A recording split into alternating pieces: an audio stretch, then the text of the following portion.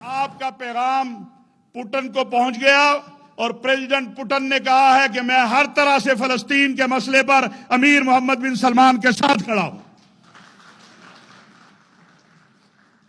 आज आपके मुल्क में क्या होने जा रहा है यह भी सुन लें।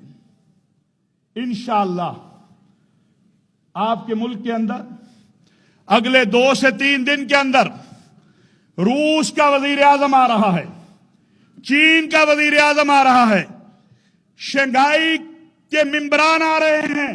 दुनिया की 3 बड़ी एटमी कुव्वतें जमा होंगी और जब फलस्तीन की बात करेगी उसका असर वल्लाह बिल्लाह होगा। कैसे मुमकिन है उसका असर ना हो? आज सऊदी अरब आलमी इत्तेहाद कायम करने जा रहा है फलस्तीन के मसले पर, जिसका 1 पॉइंट एजेंडा है कि हमने फलस्तीनी रियासत को कायम करना है।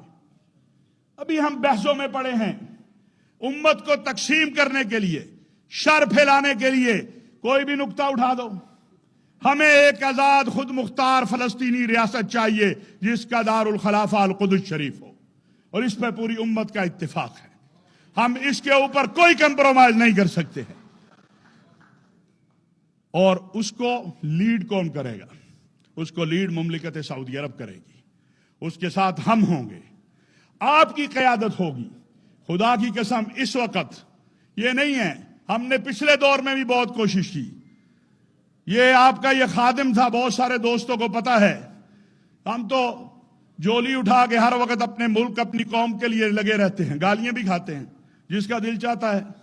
लेकिन मुझे मेरे दीन ने यह समझाया है कि गाली खा के दुआ देना यह मोहम्मद अरबी सल्लल्लाहु अलैहि वसल्लम की सुन्नत है, और गाली देना यह अबू जहल और उसके पैरोकारों का काम है। इसलिए हम परवाह नहीं करते हैं, लगे रहो भाई। कोई आके कहता था इमाम अहमद बिन हंबल को कि इमाम साहब फुला ने आपको गाली दी या आपकी गीबत की, कहते अल्लाह उसको जज़ाए खैर दे। तो मेरे जैसे नालायक तालिब इल्म भी थे, उन्होंने कहा हजरत उसने गाली दी, आपने दुआ दी। कहा उसने मेरे अजर में इजाफा किया, मैं उसे दुआ क्यों ना दूं? हम एक दूसरे को गालियां देने में लगे हुए हैं। क्या चाहता है इस्राइल? इस पे आप लोगों को, बिजनेसमैनों को, इस मुल्क के लोगों को, कौम को, मैं मीडिया को कहना चाहता हूं, यह जो मैं बात कह रहा हूं मैं बड़ी जिम्मेदारी से कह रहा हूं। इस्राइल और पाकिस्तान और इस्लाम के दुश्मन ये चाहते हैं कि ये जो इस्लामाबाद में 3 दिन के बाद इज्तिमा होने वाला है ये ना हो।